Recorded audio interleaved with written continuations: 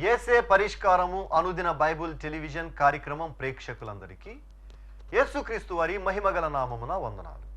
ప్రభువునందు ప్రియ దేవుని బిడ్డలారా, నేటి దినము బ్రదర్ కారుపాటి శ్యామ్ సాగర్ గారి ద్వారా వచన ధ్యానములను ప్రకటన గ్రంథము నుండి ధ్యానం చేసుకుందాము.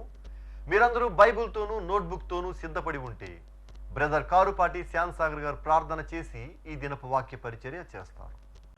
ప్రభువునందు ప్రియమైన దేవుని బిడ్డలారా, ఈ రాత్రికాలపు వాక్య భాగం కొరకు సహకారాన్ని అందిస్తున్న కుటుంబం కొత్తూరు గ్రామము వాస్తవ్యులు సోమవరపు సుభాష్ చంద్రబోస్ గారు, సీతామహాలక్ష్మి గారు, కుమార్తెలు సలగల వాణి గారు, పొనగంటి లక్ష్మి గారు, మనుమలు మనుమరాండ్రు సుమన్, శరత్, కావ్య, దివ్య సహకారమిస్తున్నారు. సహోదరి సలగల వాణి గారికి, సుభాష్ చంద్రబోస్, సీతామహాలక్ష్మి గారులకు ప్రత్యేక కృతజ్ఞతలు ప్రభు నామములో తెలియచేస్తున్నాను. ప్రార్థన చేద్దాం.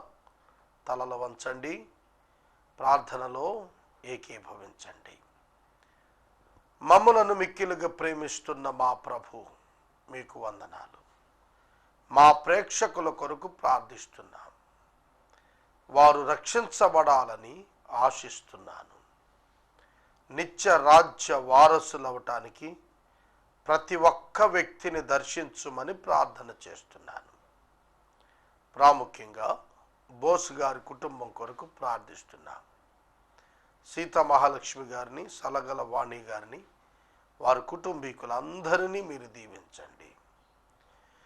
వీరి వలె అనేకులు ప్రోత్సహించబడి, ప్రేరేపించబడి అనుదినము ఎపిసోడ్స్ ఇవ్వటం ద్వారా పరిచర్యను ముందుకు తీసుకెళ్ళటానికి సహాయం చేయండి. యేసే పరిష్కారం ఛానల్ కొరకు ప్రార్థిస్తున్నాం. మీ కృపాహస్తం చాచండి. సమస్త సాతానీయ శక్తులను నిర్వీర్యం చేసి మీ చిత్తమును బయలుపరిచి మీ కృపను అనుగ్రహించి ఛానల్ ప్రారంభమునకు మార్గము సరళము చేయండి. నేటి వాక్య ధ్యానం మాకు దీవెనగా ఉంచండి. యేసు ప్రభువు పేరిట అడుగుచున్నాము తండ్రి, ఆమెన్. ప్రియమైన దేవుని బిడ్డలారా, దయచేసి మీ పరిశుద్ధ బైబిల్ గ్రంథాన్ని తెరవండి. ప్రకటన గ్రంథము 18వ అధ్యాయము, ప్రకటన గ్రంథము 18వ అధ్యాయము 21వ వచనము నుండి వాక్యాన్ని గమనించండి. గత 2-3 దినాలుగా మహాబబులోను కూలిపోయెను అనే అంశంపై మనం మాట్లాడుతూ వచ్చాం. ప్రపంచ రాజ్యాధికారం అపవాది చేతిలో ఉంది. దాని అధికారం కూలిపోతోంది. దాని వలన కలిగినటువంటి విశేషమైనటువంటి ధనముతో, సంపదతో కూడిన విషయాలు పాడైపోతూ వచ్చాయి. గత రాత్రి కాలం మనం దేవుని సేవకులైన అపోస్తలులు, దేవుని సంఘమైన బిడ్డలు అనే వారికి జరిగినటువంటి హింస కారణంగా ఈ యొక్క పనిష్మెంట్ బబులోను మీదకి వచ్చింది అనేది చదువుకున్నాం. 21వ వచనం, తరువాత బలిష్ఠుడైన ఒక దూత గొప్ప తిరుగటి రాయి వంటి రాయి ఎత్తి సముద్రంలో పడవేసి, ఈలాగు మహాపట్టణమైన బబులోను వేగంగా పడద్రోయబడి ఇక ఎన్నటికీ కనపడకపోవును అని ప్రకటన చేస్తున్నాడు. చూడండి, వేరొక బలిష్ఠుడైన దేవదూత. 18వ అధ్యాయములో మనము చదువుతున్నప్పుడు మొదటి వచనములో మహాధికారం కలిగిన దూత అన్నాడు. ఇక్కడ బలిష్ఠుడైనటువంటి దూత అన్నాడు. తిరుగటి రాయి వంటి ఒక రాతిని ఎత్తి సముద్రంలో వేస్తూ, ఈ రాయి ఎట్లా మునిగిపోతుందో, కనబడకుండా వెళ్ళిపోతుందో, అలాగుననే కూలిపోతున్న బబులోను ఇక మరలా కనిపించదంటున్నాడు. ఇక సాతానీయ రాజ్యం కనపడదు. క్రీస్తు విరోధమైనటువంటి రాజ్యం, విశ్వవ్యాప్త రాజ్యం ఇక మీదట కనబడకుండా తీసివేయబడబోతోంది అని చెప్పటానికి ఈ మాటలు రాస్తున్నాడు. నీ వర్తకులు భూమి మీద గొప్ప ప్రభువులై ఉండిరి, జనములన్నీయు నీ మాయమంత్రముల చేత మోసపోయిరి. కావున వైణికుల యొక్కయు, గాయకుల యొక్కయు, పిల్లను గ్రోవి ఊదు వారి యొక్కయు, బూరలు ఊదు వారి యొక్కయు శబ్దము ఇక ఎన్నడూ నీలో వినపడదు. సంతోషం అనేది ఇక భూమి మీద ఈ 7వ ముద్ర, 7వ పాత్ర కృమరించబడినప్పుడు ఇక వినపడదనేది చెబుతున్నాడు. ఇంకా సంతోషం ఎక్కడ భూమి మీద? ఎవ్రీవేర్ డిస్ట్రక్షన్, ఎక్కడ చూస్తే అక్కడ నాశనం. ఆ నాశనం మధ్య సంతోషం ఇక ఉండదు. భూమి మీద సంతోషం ఉండదు ఆ సమయాన. ఈనాడు మానవులు భూమి మీద సంతోషాన్ని వెతుక్కుంటున్నారు. ఒకనాడు రాబోతోంది, ఆ దినాన దేవుని యొక్క శిక్ష మానవ ప్రపంచంపై పడినప్పుడు సంతోషం ఇక ఉండదు. పిల్లన గ్రోవి స్వరాలకు ఉండవు, వైణికుల యొక్క నాదములు ఇక కనపడవు, మరియు గాయకుల యొక్క బూరలు ఊదు వారి యొక్క శబ్దాలు ఇక వినపడవు. ఏ శిల్పి ఎవడు నీలో కనపడడు, ఎంత మాత్రం కనపడడు. తిరుగటి ధ్వని ఇక ఎన్నడు నీలో వినపడదు. ద్వీపము వెలుగు నీలో ఇక ప్రకాశింపదు. చూడండి ఎట్లాంటి దినాలు వస్తున్నాయో. దీపము వెలుగు, ఇక వెలుగు ప్రకాశించదు. ఎప్పుడైతే ఆ శిక్ష భూమి మీదకి వచ్చిందో ఇక వారికి ఏ విధమైన నిరీక్షణ ఉండదు అని చెబుతున్నాడు. పెండ్లి కుమారుని స్వరమును, పెండ్లి కుమార్తె స్వరమును నీలో ఇక ఎన్నడూనూ వినపడవు అని చెప్పాను.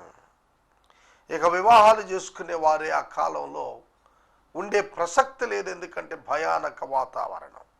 మరియు ప్రవక్తల యొక్కయు, పరిశుద్ధుల యొక్కయు, భూమి మీద వర్ధింపబడిన వారందరి యొక్క రక్తం ఆ పట్టణంలో కనపడెను అనెను. ప్రియమైన దేవుని బిడ్డలారా, బబులోను అలంకార రీతిగా చెబుతున్నాడని నేను చెబుతూ వచ్చాను. ఆ పట్టణాలలో విశ్వాసుల యొక్క రక్తం చిందించబడింది.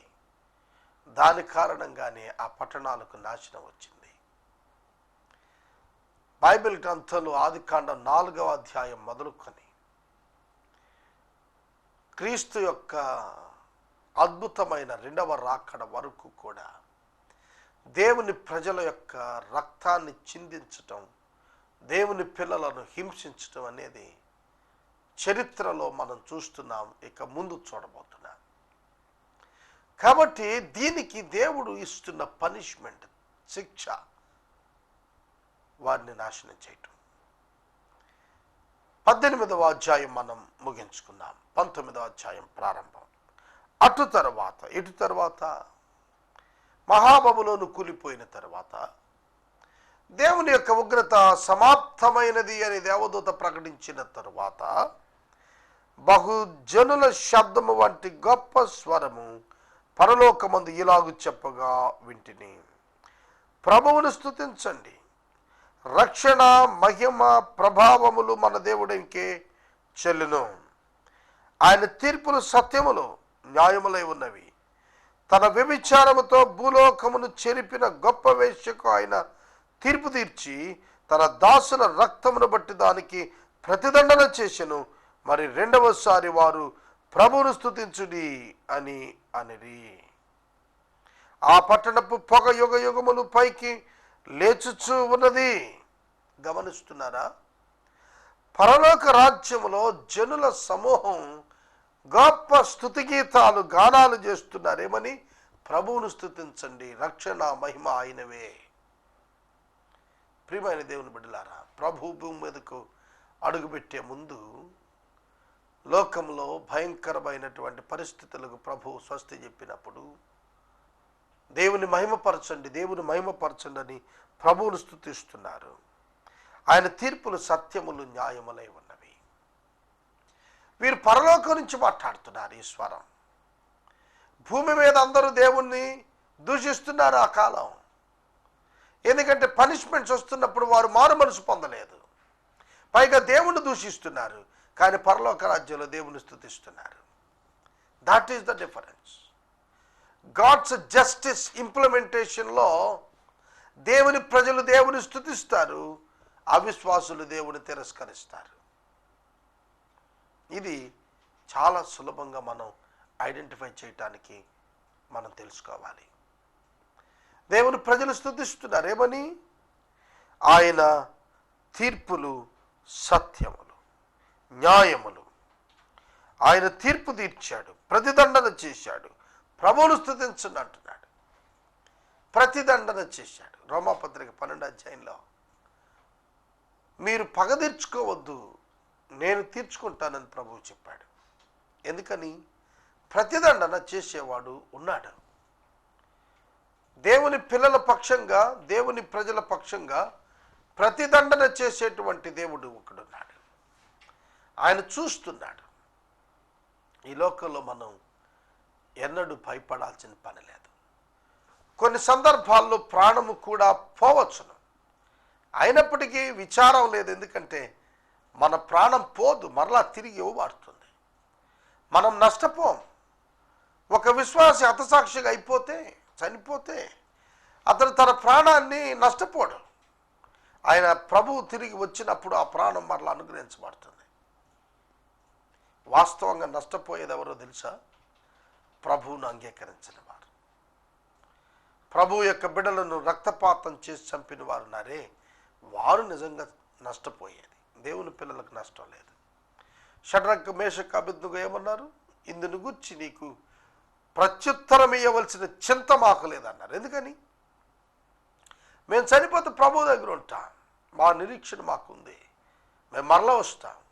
కానీ నెబుకద్నెజరు, నీవు మరలా రాగలుగుతావా ప్రభువుని అంగీకరించకపోతే? ఈ విషయం మనం ఆలోచన చేస్తున్నప్పుడు, ఈ లోకంలో వాస్తవంగా నీతిమంతులను హింసించినటువంటి వారిలో నీతిమంతులు కొన్ని శ్రమలకు, కష్టాలకు, కొన్ని పర్యాయాలు మరణానికి గురైనా వారికి ఏమీ నష్టం లేదు. ఎందుకంటే God will restore them and there lifes. వారిని తిరిగి ప్రభు ఉనికిలోకి తెస్తాడు. ఆదికాండము 4వ అధ్యాయంలో హేబెలును కయీను చంపేశాడు. దేవుని విచారం అంతా ఎవరి కొరకు తెలుసునా? కయీను కొరకే, హేబెలు కొరకు కాదు. హేబెలు విశ్వాసి, నీతిమంతుడు, రక్షించబడిన వాడు, ప్రభు సన్నిధికి వెళ్తాడు. కయీను అవిశ్వాసి, కయీను రక్షించబడలేదు, కయీను పాపంలో ఉన్నాడు. దేవుడు కయీనును దర్శించాడు, కయీనుతో మాట్లాడాడు, కయీనుతో ఆర్గ్యూ చేశాడు, కయీనుకు తన జీవితం కనపరిచాడు దేవుడు. కానీ హేబేలుతో మాట్లాడినట్టుగా బైబిల్లో మనకు కనపట్టలేదు. హేబేలు మృతునందియు దేవునితో మాట్లాడుతున్నాడు, మొరపెడుతున్నాడు అని రాశాడు. కానీ హెబ్రీ పత్రికలో దేవుడు హేబేలుతో ముచ్చటించినట్టుగా లేదు. సోదరుడా, సోదరి, దేవుని తీర్పులు సత్యములు. ఈ మాట మాట్లాడుతున్నప్పుడు దీనిని నమ్మాలి మనం. దీనిని ఎప్పుడైతే మనం నమ్ముతామో అప్పుడు ఆత్మలో బలపడతాం. ఒక యవనస్తుడు అకారణంగా చనిపోయాడు. చిన్న వయసు, కుటుంబం ఉంది, చిన్న బిడ్డలు ఉన్నారు, వృద్ధాప్యులున్న తల్లిదండ్రులు ఉన్నారు. ఏమిటి దేవుడు అన్యాయం చేశాడు అనే పదం పలుమార్లు అనేక మంది వినియోగిస్తున్నారు. కానీ వాస్తవంగా దేవుని యొక్క తీర్పులు సత్యములు. ప్రయోజకుడైనటువంటి వ్యక్తి చనిపోయాడేమిటి? చాలా గొప్పగా చదువుకున్నటువంటి వ్యక్తి చనిపోయాడేమిటి? నష్టపోయాడేమిటి? గాయాలు పాలయ్యాడేమిటి? ఏమిటి ఈ దౌర్భాగ్యం అని అనేక మంది అంటున్నారు. కానీ వాస్తవంగా దేవుని తీర్పులు సత్యములు. సోదరుడా, సోదరి, ఈ రాత్రికాలం వాక్యం వింటున్న నీవు నేను చెప్పాలి, దేవుని యొక్క తీర్పులు సత్యములను న్యాయములనై ఉన్నవి.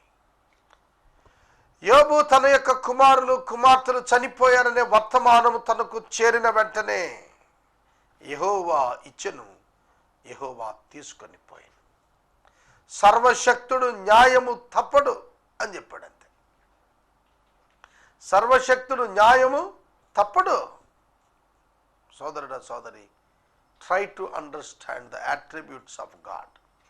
దేవుని గుణలక్షణములను అర్థం చేసుకోవటానికి ప్రయత్నం చేయండి.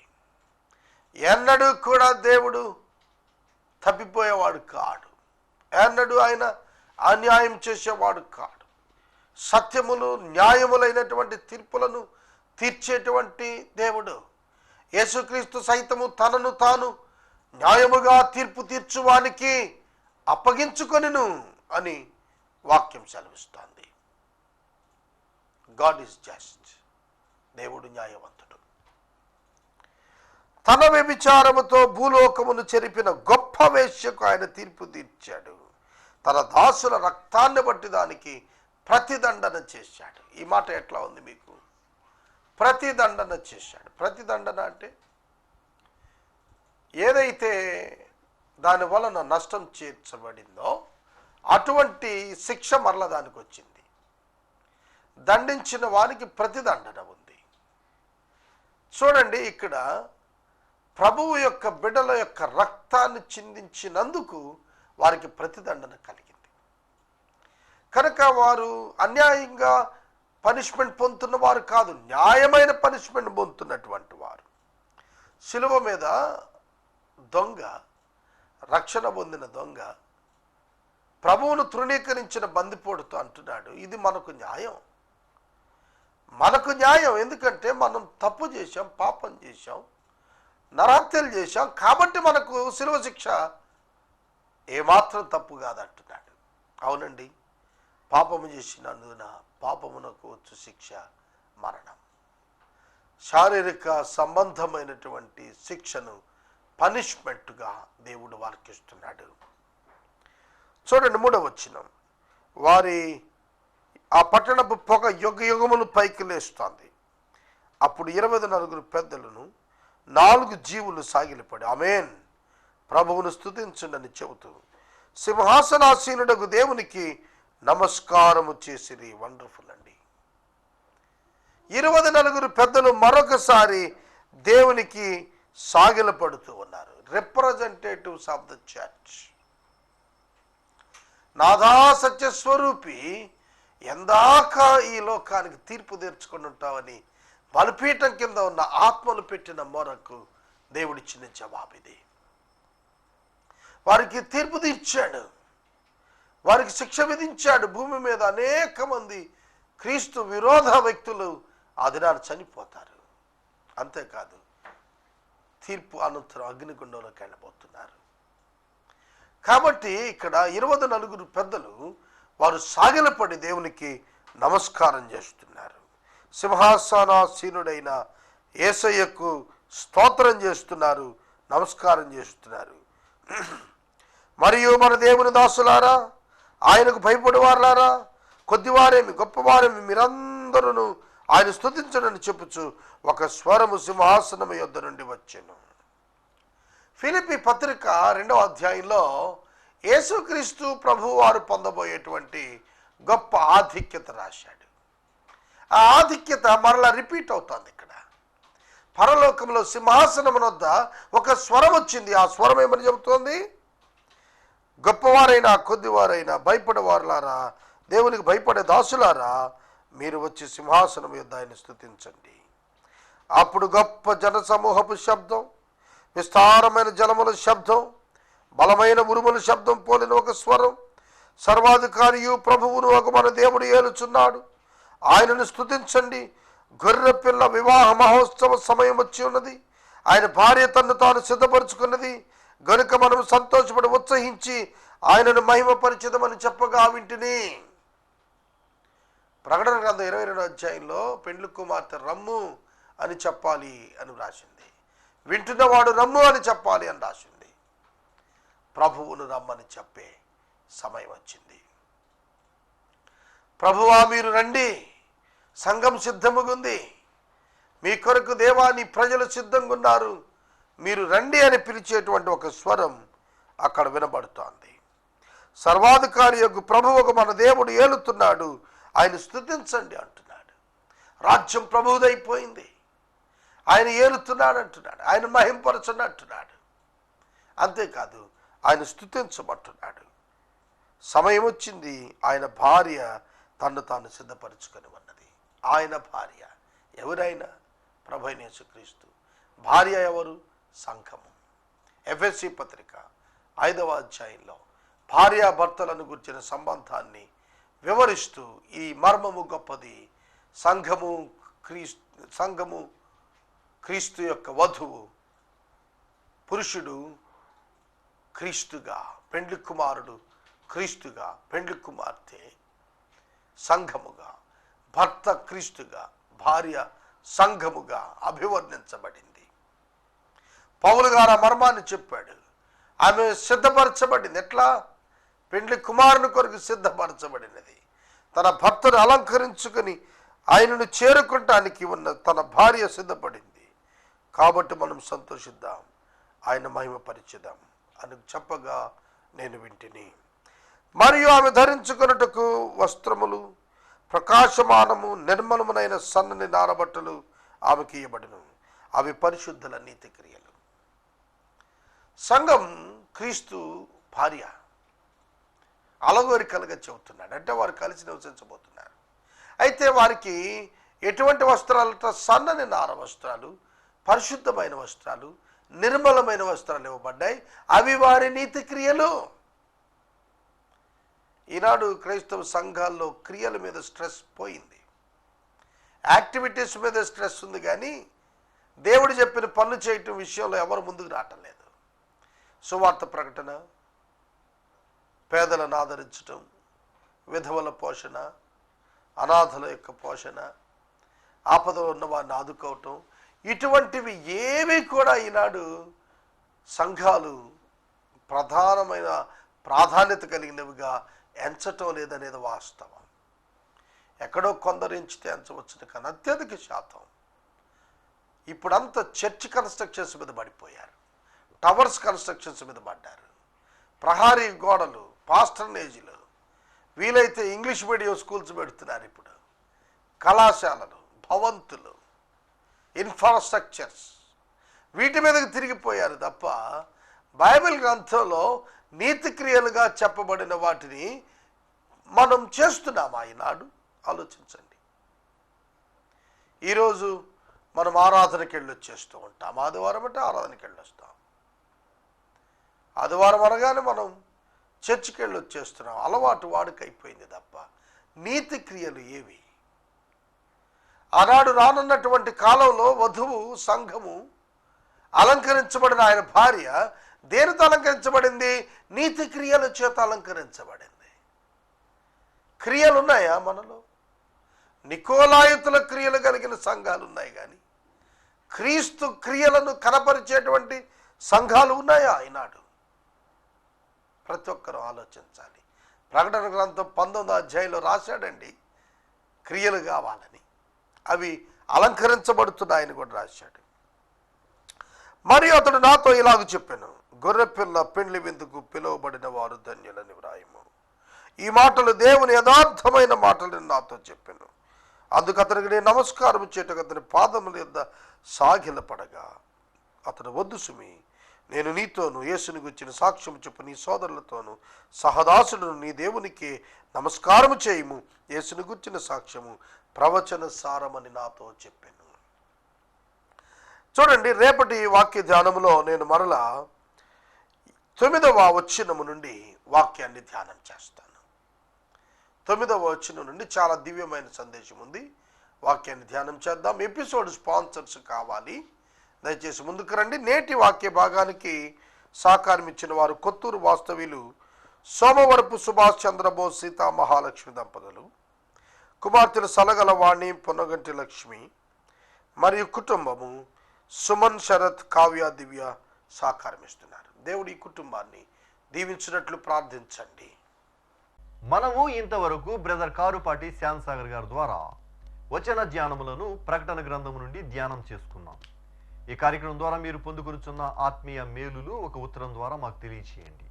మీ ప్రార్థనా మనవులు మాకు తెలియజేస్తే ఏసే పరిష్కారం కార్యాలయంలో ఏర్పాటు చేసిన ప్రత్యేక ప్రార్థనా శిబిరంలో మీ కొరకు ప్రార్థిస్తాం. మీ కుటుంబ పక్షంగా ఒక ఎపిసోడ్ ప్రసారం చేయాలనుకున్నారు మాకు తెలియజేస్తే మా సిబ్బంది మీ గృహాలను దర్శిస్తారు. ముగింపు ప్రార్థన ఆశీర్వాదాలతో ఈ కార్యక్రమాన్ని ముగించు. ప్రార్థన చేసుకుందాం. దయచేసి స్థలాలు వంచండి, ప్రార్థనలో ఏకీభవించండి. ఏసే పరిష్కారంలో ఇంకా కొన్ని దినాల్లో ప్రకటన గ్రంథం ముగుస్తుంది.